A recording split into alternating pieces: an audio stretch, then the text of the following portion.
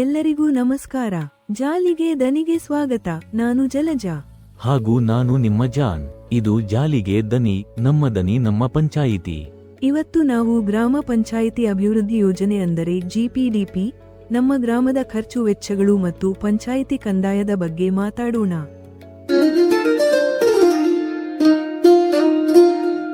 ಖರ್ಚು ವೆಚ್ಚ ಅಂದ್ರಲ್ಲ ಹಂಸ, ಅದಕ್ಕೆ ಹಣ ಎಲ್ಲಿಂದ ಬರುತ್ತೆ? ಅದು ಬಹಳ ವಿವರವಾಗಿ ತಿಳಿಸಬೇಕಾಗತ್ತೆ ಜಾನ್, ಆದ್ರೆ ಈಗ ನಾನು ನಿಮಗೆ ಚಿಕ್ಕದಾಗಿ ತಕ್ಷಣ ಅರ್ಥ ಹಾಗೆ ಹೇಳ್ತೀನಿ ಕೇಳಿ. ಹಣ ಅಥವಾ ನಿಧಿ ನಮಗೆ ಹಲವಾರು ಮೂಲಗಳಿಂದ ಬರುತ್ತೆ. ನಾವೆಲ್ಲ ತಿಳಿದಿರೋ ಹಾಗೆ ಹಲವಾರು ಸರ್ಕಾರಿ ಯೋಜನೆಗಳ ಮೂಲಕ ಯೋಜನೆಯ ಉದ್ದೇಶಕ್ಕೆ, ಉದಾಹರಣೆಗೆ ವಸತಿ, MGNREGA, ಹೀಗೆ ಹಲವು ಯೋಜನೆಗಳನ್ನು ನೇರವಾಗಿ ಅನುಷ್ಠಾನ ಮಾಡಲು ಬರುತ್ತೆ. ಅಲ್ಲದೆ ನಾವು ಪಂಚಾಯಿತಿಯಿಂದ ಪಡೆಯುವ ಸೇವೆಗಳಿಗೆ ನಾವೇ ಕಟ್ಟುವ ಶುಲ್ಕಗಳ ಮೂಲಕ ಅಂದ್ರೆ ಲೈಸೆನ್ಸ್ ಫೀಸ್, ಖಾತಾ ಬದಲಾವಣೆ ಫೀಸ್, ಹಲವಾರು ದಾಖಲಾತಿಗಳನ್ನು ಪಡೆಯಲು ಕಟ್ಟುವ ಫೀಸ್, ಹೀಗೆ ಇವೆಲ್ಲದರಿಂದ ನಮಗೆ ಹಣ ಸಿಗತ್ತೆ. ಇಷ್ಟೇನೋ ಅಥವಾ ಇನ್ನೂ ಇದೆಯೋ? ಇದೇ ಜಾನ್, ಹಣಕಾಸಿನ ಆಯೋಗದಿಂದ ನಿರ್ಬಂಧಿತ ಮತ್ತು ಅನಿರ್ಬಂಧಿತ ನಿಧಿ ಸಹ ಸಿಗತ್ತೆ. ಈಗ ನಮ್ಮ ಪಂಚಾಯಿತಿಗೆ 15ನೇ ಹಣಕಾಸು ಆಯೋಗದ ನಿಧಿ ಬರುತ್ತಿದೆ. ಜೊತೆಗೆ ಪ್ರಮುಖವಾಗಿ ನಾವೆಲ್ಲ ಕಟ್ಟುವ ಹಲವಾರು ತೆರಿಗೆಗಳು ಸೇರತ್ತೆ ನಿಧಿಯ ಮೂಲಕ್ಕೆ. ಅದೆಲ್ಲ ನಿಧಾನವಾಗಿ ಒಮ್ಮೆ ನಾವು ಮಾತಾಡೋಣ. ಇವತ್ತು GPDP ಅಂದ್ರೆ ನಮ್ಮ ಗ್ರಾಮ ಪಂಚಾಯತ್ ಅಭಿವೃದ್ಧಿ ಯೋಜನೆಯಲ್ಲಿ ಹಲವಾರು ಹಣಕಾಸಿನ ಮೂಲಗಳಲ್ಲಿ ಒಂದಾದ 15ನೇ ಹಣಕಾಸಿಗೆ ಸಂಬಂಧಿಸಿದಂತೆ ಖರ್ಚು ವೆಚ್ಚಗಳನ್ನು ನೋಡೋಣ.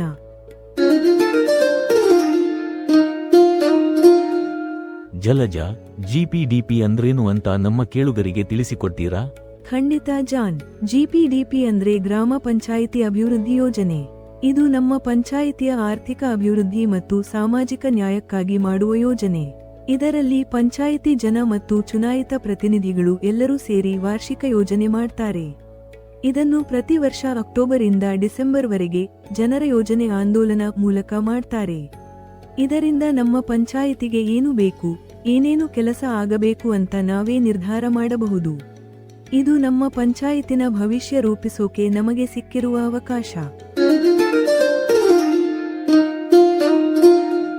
ತುಂಬಾ ಚೆನ್ನಾಗಿ ಹೇಳಿದ್ರಿ ಜಲಜ. ಈಗ FY 24ರಿಂದ 25ನೇ ಸಾಲಿನ ಆರ್ಥಿಕ ವರ್ಷದ ನಮ್ಮ ಪಂಚಾಯಿತಿಯ ಲೆಕ್ಕಾಚಾರ ನೋಡೋಣ.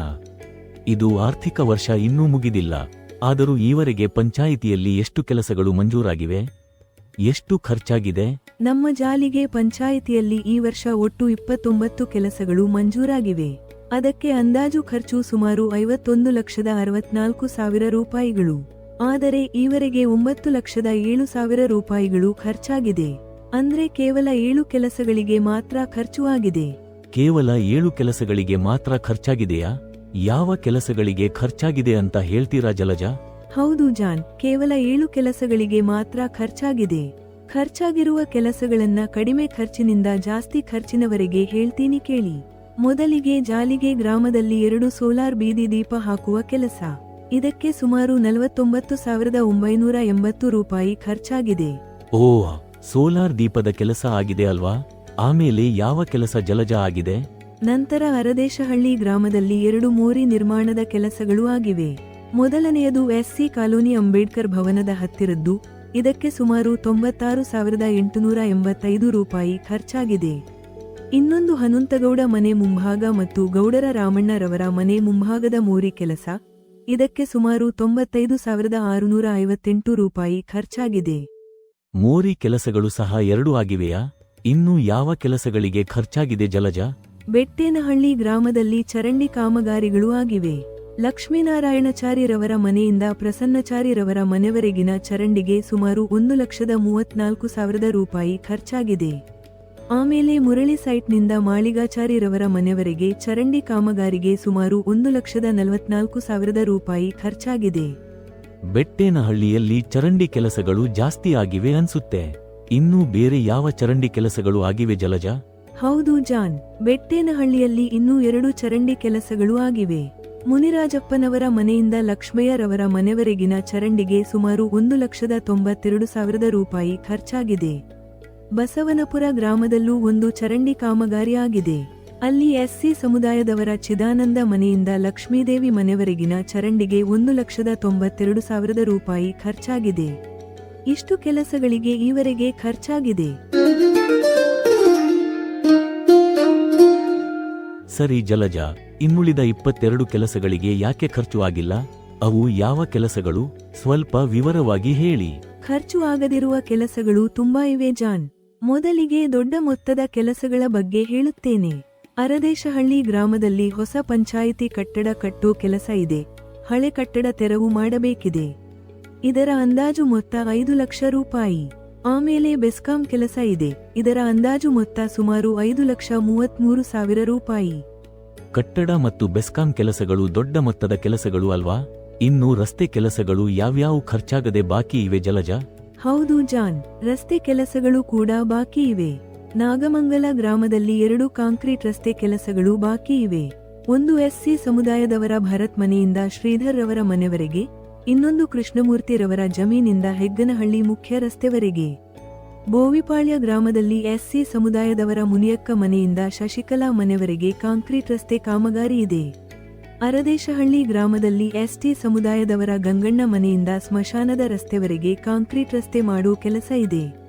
ಇನ್ನು ಯಾವ ಕೆಲಸಗಳು ಖರ್ಚು ಆಗದೆ ಬಾಕಿ ಇವೆ ಜಲಜ? ಇನ್ನು ನೀರಿಗೆ ಸಂಬಂಧಪಟ್ಟ ಕೆಲಸಗಳು ಬಾಕಿ ಇವೆ.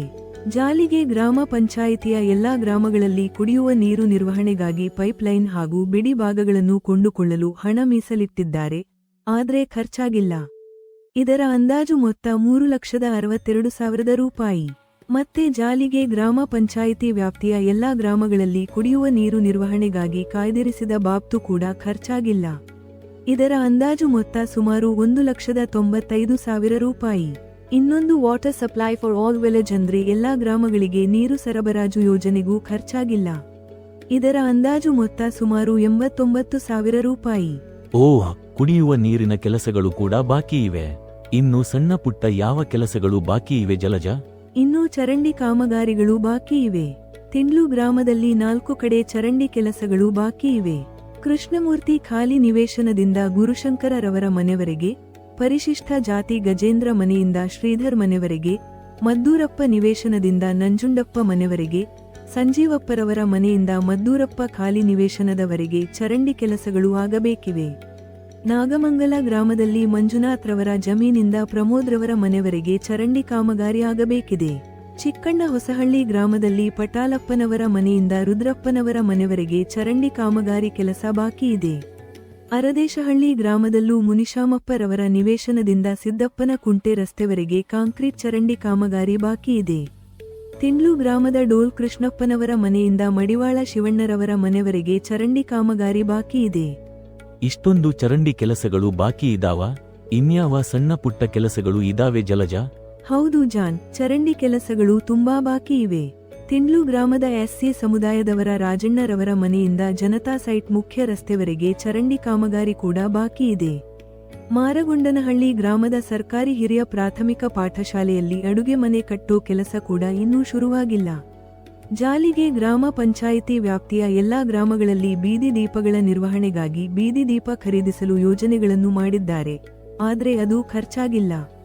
ನಾಗಮಂಗಲ ಗ್ರಾಮದಲ್ಲಿ 2 ಸೋಲಾರ್ ಬೀದಿ ದೀಪ ಹಾಕುವ ಕಾಮಗಾರಿ ಕೂಡ ಬಾಕಿ ಇದೆ. ಜಾಲಿಗೆ ಗ್ರಾಮ ಪಂಚಾಯಿತಿಯಲ್ಲಿ ಲೆಕ್ಕ ಪರಿಶೋಧನಾ ಶುಲ್ಕ ಪಾವತಿ ಕೂಡ ಬಾಕಿ ಇದೆ. ಸರಿ ಜಲಜ, ತುಂಬಾ ಕೆಲಸಗಳು ಇನ್ನೂ ಆಗಬೇಕಿದೆ. ಈಗ ಕಂದಾಯದ ವಿಷಯಕ್ಕೆ ಬರೋಣ. ನಮ್ಮ ಪಂಚಾಯಿತಿ ಈವರೆಗೆ ಎಷ್ಟು ಕಂದಾಯ ಸಂಗ್ರಹ ಮಾಡಿದೆ? ನೋಡಿ ಜಾನ್, ನಮ್ಮ ಪಂಚಾಯಿತಿಗೆ ಬರಬೇಕಾದ ಒಟ್ಟು ಕಂದಾಯ ಸುಮಾರು 8,61,70,000 ರೂಪಾಯಿಗಳು. ಇದರಲ್ಲಿ ಸುಮಾರು 5,20,33,000 ರೂಪಾಯಿ ಬಾಕಿ ಇದೆ. ಅಂದ್ರೆ ಕೇವಲ 39% ಕಂದಾಯ ಮಾತ್ರ ಸಂಗ್ರಹವಾಗಿದೆ. ಕಳೆದ ವರ್ಷಕ್ಕೆ ಹೋಲಿಸಿದರೆ ಈ ವರ್ಷ ಕಂದಾಯ ಸಂಗ್ರಹ ಸ್ವಲ್ಪ ಕಡಿಮೆ ಆಗಿದೆ. 39% ಮಾತ್ರನಾ? ಇದು ತುಂಬಾ ಕಮ್ಮಿ ಅಲ್ವಾ ಜಲಜ? ಯಾವ ಊರುಗಳಲ್ಲಿ ಕಂದಾಯ ಸಂಗ್ರಹ ಚೆನ್ನಾಗಿ ಆಗಿದೆ, ಯಾವ ಊರುಗಳಲ್ಲಿ ಕಮ್ಮಿ ಆಗಿದೆ ಅಂತ ಹೇಳ್ತೀರಾ? ಹೌದು ಜಾನ್, 39% ಕಮ್ಮಿನೇ. ಆದರೆ ಕೆಲವು ಊರುಗಳು ತುಂಬಾ ಚೆನ್ನಾಗಿ ಕಂದಾಯ ಸಂಗ್ರಹ ಮಾಡಿವೆ. ಮಾರಗೊಂಡನಹಳ್ಳಿ ಗ್ರಾಮದ ಜನರು 223% ಕಂದಾಯ ಸಂಗ್ರಹ ಮಾಡಿದ್ದಾರೆ. ಅಂದ್ರೆ ಬರಬೇಕಾಗಿದ್ದಕ್ಕಿಂತ ಜಾಸ್ತಿನೇ ಕಟ್ಟಿದ್ದಾರೆ. ತಿಂಡ್ಲು ಗ್ರಾಮದವರು 145% ಸಂಗ್ರಹ ಮಾಡಿದ್ದಾರೆ.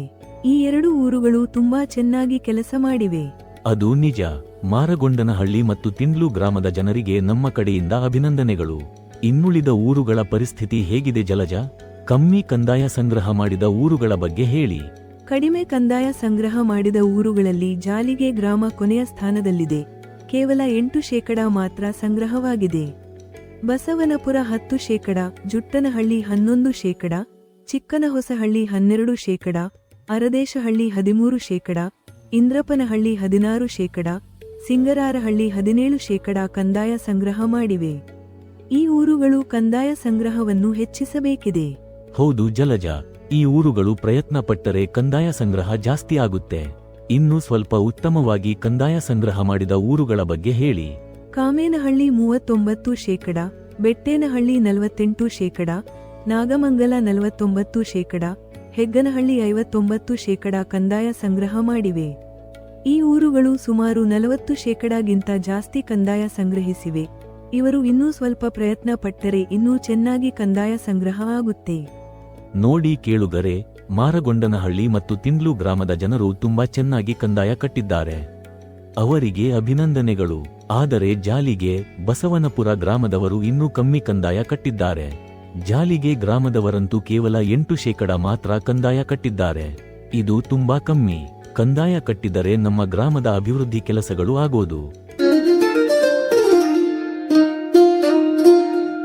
ಸರಿ ಜಾನ್, ನಮ್ಮ ಕೇಳುಗರಿಗೆ ಏನು ಹೇಳೋಕೆ ಇಷ್ಟಪಡ್ತೀರಾ? ನಾನು ಕೇಳಿಕೊಳ್ಳೋದು ಇಷ್ಟೇ, ದಯವಿಟ್ಟು ನಿಮ್ಮ ಪಂಚಾಯಿತಿ ಕಂದಾಯನ ಆದಷ್ಟು ಬೇಗ ಕಟ್ಟಿ. ಯಾವ ಊರುಗಳು ಕಮ್ಮಿ ಕಂದಾಯ ಸಂಗ್ರಹ ಮಾಡಿವೆ ಆ ಊರಿನ ಜನರು ಆದಷ್ಟು ಬೇಗ ಕಂದಾಯ ಕಟ್ಟಿ ಪಂಚಾಯಿತಿಗೆ ಸಹಕಾರ ಕೊಡಿ. ನಿಮ್ಮ ಗ್ರಾಮದ ಅಭಿವೃದ್ಧಿಗೆ ಕೈಜೋಡಿಸಿ. ಇದು ನಮ್ಮ ಪಂಚಾಯಿತಿ, ನಮ್ಮೆಲ್ಲರ ಜವಾಬ್ದಾರಿ. ಸರಿ ಜಾನ್, ಇವತ್ತಿನ ಕಾರ್ಯಕ್ರಮ ಮುಗಿಸೋಣ. ಮುಂದಿನ ವಾರ ಮತ್ತೆ ಸಿಗೋಣ. ಅಲ್ಲಿಯವರೆಗೆ ಎಲ್ಲರಿಗೂ ನಮಸ್ಕಾರ. ಜಾಲಿಗೆ ದನಿ, ನಮ್ಮ ಪಂಚಾಯಿತಿ.